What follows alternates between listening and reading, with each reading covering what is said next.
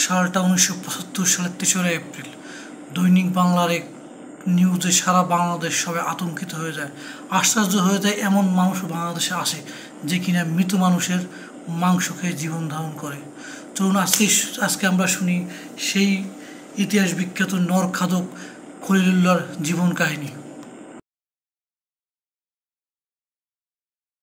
খলিলুল্লাহর মৃত মানুষের মাংস খাওয়ার প্রতি ইন্টারেস্ট কবে জাগ্রত সে তিনিও জানেন না। তবে তার বাল্যবন্ধু রবির হাত ধরে তার মৃত মানুষের মাংস খাওয়ার সূচনা শুরু হয়। রবির বাবা ছিল একজন ঢাকা মেডিকেলের ডোম। খলিলুল্লাহ প্রতিদিন লালবাগ এরিয়া থেকে ঢাকা মেডিকেল কলেজ যেত শুধু মৃত মানুষের মাংস খাওয়ার জন্য। রবির বাবা শখ করে খলিলুল্লাহ এবং রবিকে প্রতিদিন মৃত মানুষের মাংস খেতে দিত। সেই থেকে খলিলুল্লাহর মৃত মানুষের মাংস খাওয়ার প্রতি সাত জায়গায় আস্তে আস্তে এটা ভয়ঙ্কর একটা নেশায় রূপ নেয় খলিলুল্লাহ। এক সময় রবি তার বাল্যবন্ধু রবি মাংস ছাড়তে পারলেও খলিলুল্লাহ ছাড়তে পারেনি। সে ঢাকা মিটফুট হাসপাতাল এবং ঢাকা মেডিকেল কলেজের ডোম সোনা মেয়াজের ডোম তার সাথে যোগাযোগ করে। সেখানে যে প্রতিদিন সে মৃত মানুষের মাংস খেত। সে একবার তার খালা মামনি তার খালাকে মুরগির মাংস বলে মৃত মানুষের মাংস রান্না করে খেয়েছিল।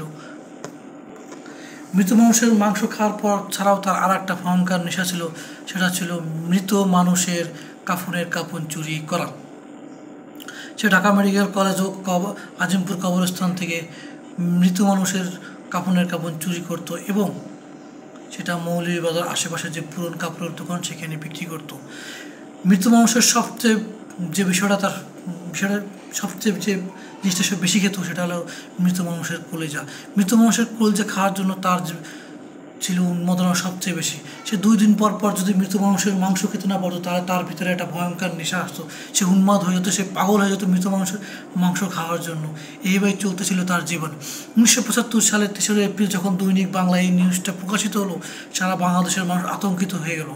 তারপর একদিন রবি গেল ঢাকা মেডিকেল কলেজে মৃত মানুষের মাংস খাওয়ার জন্য। সেদিন তাকে সবাই হাতে নাতে ধরে পড়লো। ডাক্তাররা তাকে জিজ্ঞেস করলো এবং সে তার জীবনের এই লোহমর্ষক ঘটনাগুলো খুলে বললো, যেটা শোনার পর ডাক্তাররা আতঙ্কিত হয়ে যায় এবং একটি কাঁচা মুরগির মাংস তাকে খেতে দিল এবং সেটা সে নির্দ্বিধায় খেয়ে ফেললো। এটা দেখার পর তারা সিদ্ধান্ত নিলে তাকে মানসিক ডাক্তার দেখানো উচিত এবং ঢাকা মেডিকেল কলেজের কর্তৃপক্ষ তাকে পুলিশের কাছে সোপর্দ করে। পুলিশ তাকে বিভিন্ন জিজ্ঞাসাবাদ করার পর সে স্বীকার করা হয় সে মানুষের মাংস খেয়ে থাকে এবং মানুষের মাংস না খেলে তার মনের ভিতর অস্থিরতা শুরু হয়, সে পাগলের মতো হয়ে যায় এবং ভবিষ্যতে সে মানুষের মাংস খাবে বলে প্রত্যয় করে। পুলিশ তাকে থানায় না দিয়ে জেলে হাজতে না দিয়ে তাকে পাবনা মানসিক হাসপাতালে পাঠিয়ে দেয়। সেখান থেকে দীর্ঘদিন চিকিৎসার পর খলিলুল্লাহ ভালো হয়ে যায়, কিন্তু ভালো হলেও সে সমাজে ফিরতে পারে না। সমাজ তাকে কেউ গ্রহণ করে না। দীর্ঘদিন সে